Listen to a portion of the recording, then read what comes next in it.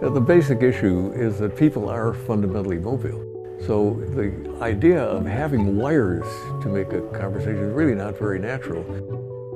My name is Marty Cooper. I conceived of and introduced the first portable, excuse me. Hello? Oh, hi, George. George, I'm really tied up at the moment. Do you mind if I call you back? Oh, thank you so much. Bye now. As I was saying, I conceived of and introduced the first cellular telephone in April of 1973.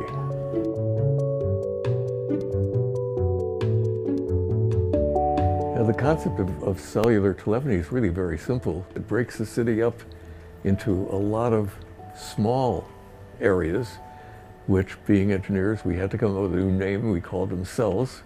And the second concept is being able to move from one cell to another and having a continuous conversation.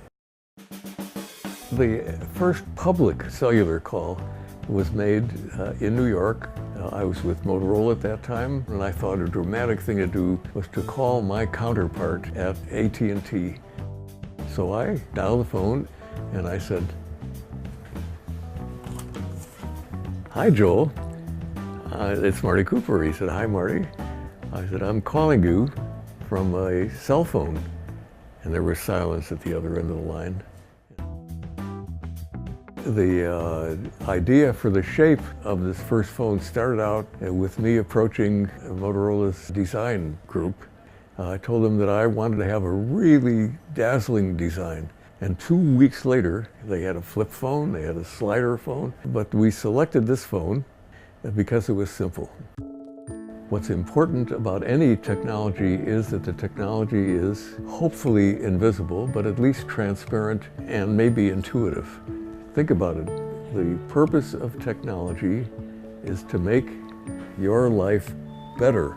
Most cell phones don't do that very well. In fact, they force us to become engineers, to learn a bunch of new things, and we shouldn't have to do that.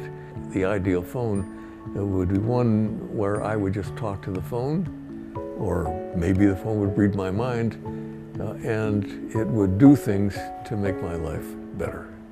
And all of us have these complicated phones, and they all try to be universal. If you try to build a device that does all things for all people, it won't do any of them very well. So I think that's where we are with cell phones today.